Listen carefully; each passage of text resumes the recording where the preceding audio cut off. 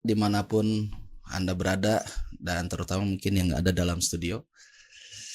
Yang luar biasa, semoga Allah Subhanahu wa Ta'ala menganugerahkan kepada kita berupa kenikmatan, dan yang pasti kenikmatan itu sungguh sangat banyak, sehingga kita tidak mungkin sekali untuk bisa memperhitungkan, sekalipun air laut itu dijadikan sebagai tintanya, hingga tetes terakhir pun tak akan mampu mencatat banyaknya nikmat yang Allah anugerahkan.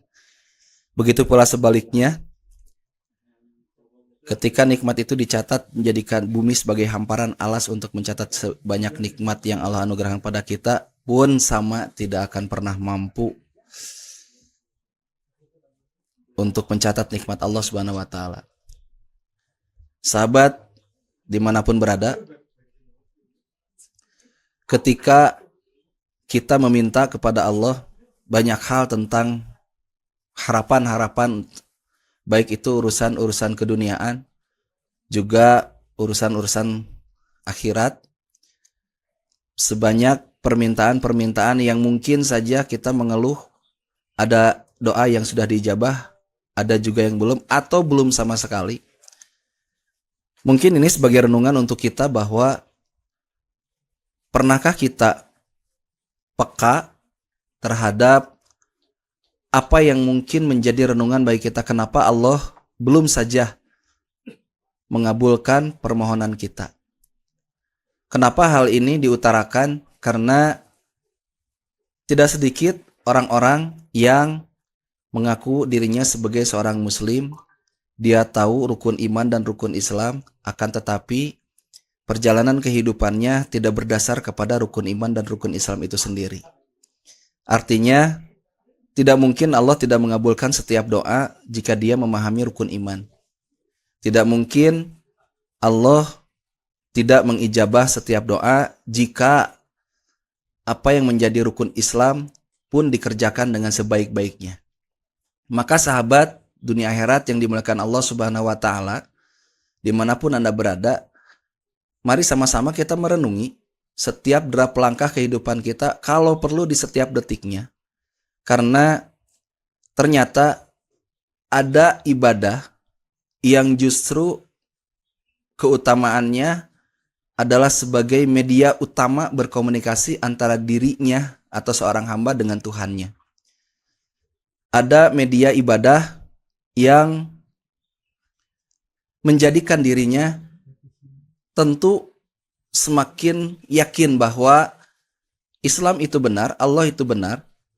Bahkan Rasulullah Shallallahu Alaihi Wasallam pun dari apa-apa yang disampaikannya, walaupun kita menerimanya tidak langsung dari Rasulullah, sebab tidak satu zaman, akan tetapi ketika satu media ini dilaksanakan dengan sebaik-baiknya, dilaksanakan dengan khusyuk, dilaksanakan dengan tumaninah, dilaksanakan dengan tegap, sungguh-sungguh, dilaksanakan dengan penuh keyakinan bahwa apa yang kita mintakan melalui media tersebut, apa yang kita harapkan melalui media tersebut, pada akhirnya yakin Allah akan mengabulkannya.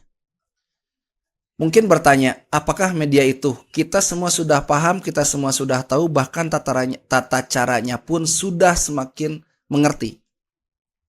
Karena ini dilaksanakannya setiap hari, dalam 5 waktu, banyaknya 17 rakaat, maka media tersebut sering kita sebut dengan kata sholat. Kita sholat, akan tetapi amarah, emosi masih saja terjadi. Kita sholat, akan tetapi masih saja, kalau kita meyakininya, masih saja kita meninggalkannya. Kita sholat, akan tetapi hanya sekedar menggugurkan kewajiban. Kita melaksanakan sholat, akan tetapi masih saja sholat itu hanya dijadikan sebagai salah satu bentuk ritual sebagai seorang pribadi yang beragama. Belum mendapatkan ruhnya, belum mendapatkan keutamaannya, sehingga hal-hal yang sering terjadi, yang mungkin selama ini sering dikeluhkan, selama ini dalam hidup sering jadi bahan curhatan, sebab ada hal yang mungkin di dalam sholatnya sendiri belum ketemu khusyuknya, belum ketemu keutamaannya, belum ketemu ruh bahwa kita itu ketika sedang bersujud, kita sedang berkomunikasi dengan Allah. Atau ketika kita memulai dari takbiratul ihramnya. Hingga sampai tahapan-tahapan atau kaifiat pelaksanaannya. Dan diakhiri dengan kata salam. Akan tetapi kita tidak menyadari bahwa semua itu banyak sekali keutamaannya yang menjadikan kita apa yang kita mau Allah pasti kabulkan. Masalahnya mungkin antara Allah segerakan dengan Allah berikan pada saat waktunya kita pantas untuk mendapatkan apa yang kita harapkan. Maka sahabat yang dimuliakan Allah Subhanahu wa taala, pantas saja ketika Allah Subhanahu wa taala mengutarakan atau berfirman dalam salah satu surat, yaitu surat Al-Mudassir ayat 43 hingga 44, jika mudah-mudahan tidak salah. Kalimatnya masalakakum fi sakor.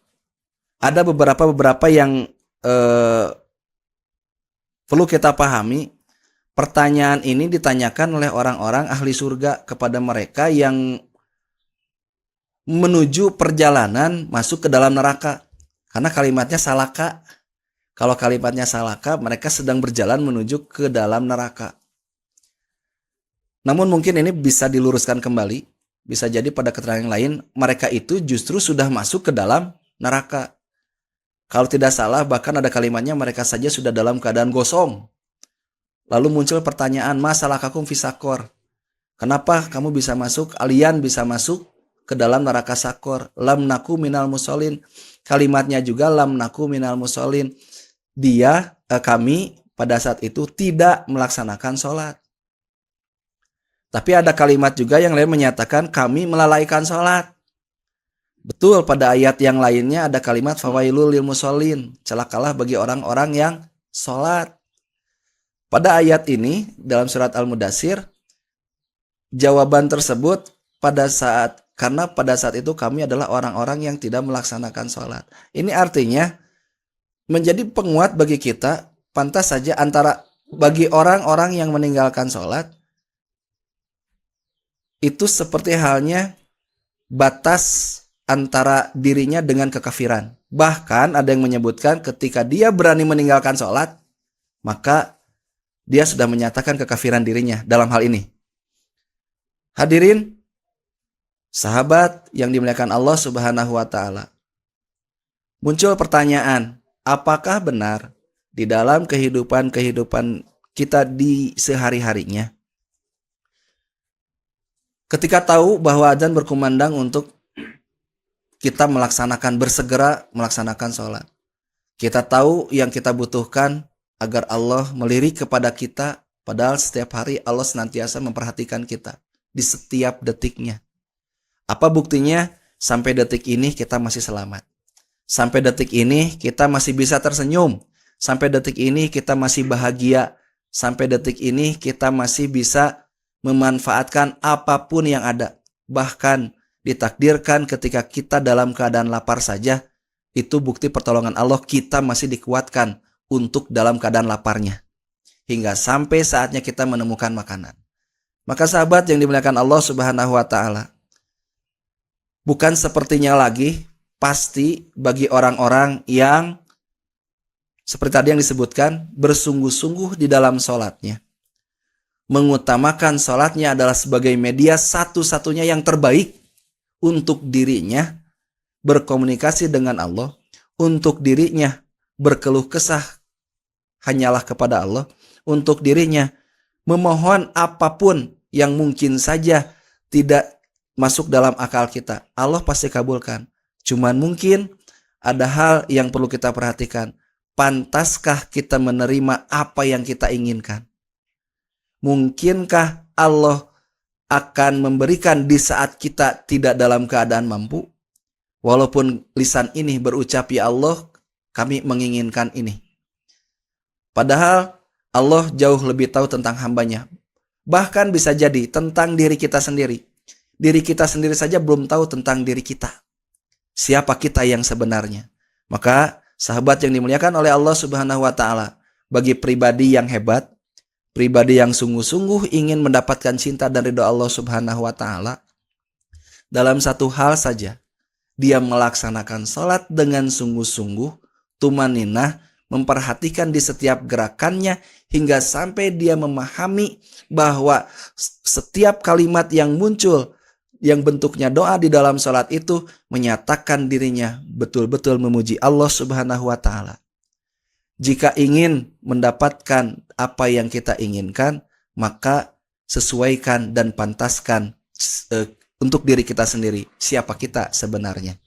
Ketika kita sudah memahami kalau kita adalah seorang hamba, kalau kita sudah memahami bahwa kita ini hanyalah ciptaan, kalau kita sudah memahami bahwa kita ini adalah seorang pribadi yang memiliki orang tua, artinya kita sebagai seorang anak, hal-hal yang berkaitan dengan ini sebaiknya kita utamakan, karena bagi anak-anak yang berbakti, dia akan berjuang untuk mengutamakan salatnya, sebab hanya melalui salatnya, mungkin dari kemampuan yang dia punya, yaitu salat, bisa menjadi sebab orang tuanya ridho. Ridallah, ridho walidain, suhtullah, suhtu walidain.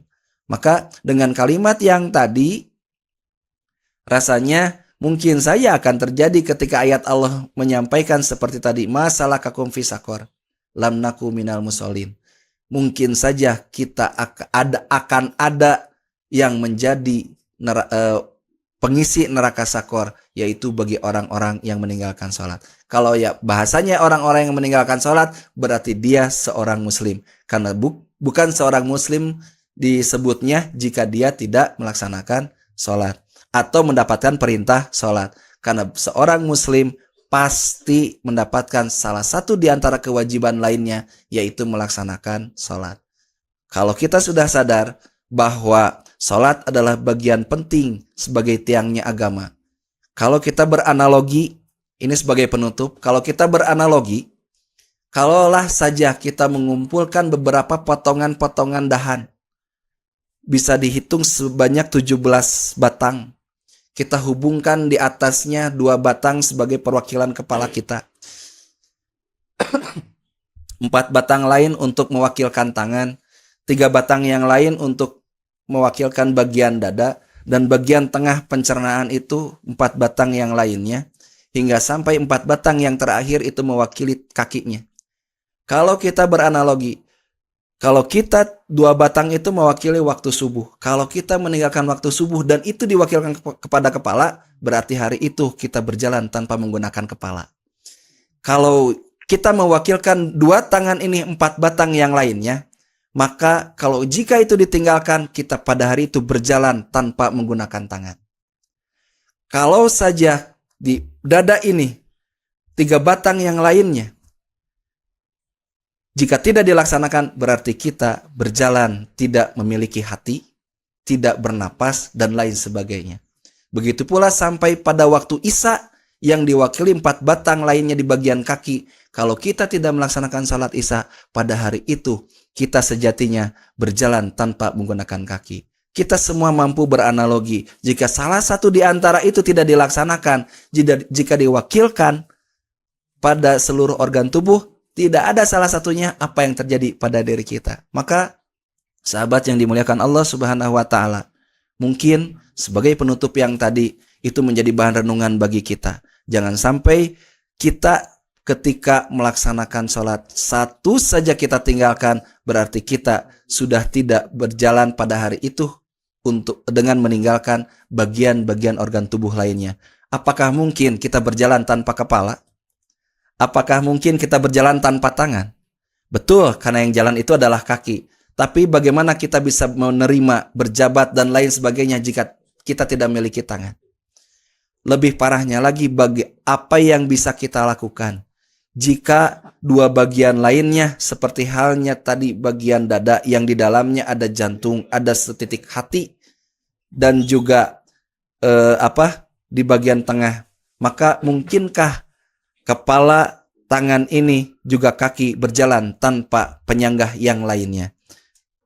Sahabat yang dimuliakan Allah Subhanahu wa Ta'ala, maka agar kita tidak tergolong kepada pribadi-pribadi yang disebutkan dalam ayat-ayat Allah yang tadi, masalah kakum pisakor, maka jadilah pribadi yang terus berjuang mulai dari detik ini, mulai dari saat ini menjadi pribadi yang berazam hingga berniat bahwa bisa akan melaksanakan sholat mulai dari lebih awal lagi, tepat pada waktunya. Bahkan sebagai laki-laki yang hebat, dia berani melaksanakan sholatnya ke dalam masjid dengan cara berjamaah, bukan hanya dilaksanakan sendirian saja di rumah, sebab bisa jadi itu alasan-alasan Allah belum pantas memberikan apa yang kita minta kepada Allah Subhanahu wa taala. Itu saja, mudah-mudahan Allah cinta dan ridho kepada kita. Aqulu qauli hadza astaghfirullah li wa lakum. Wassalamualaikum warahmatullahi wabarakatuh.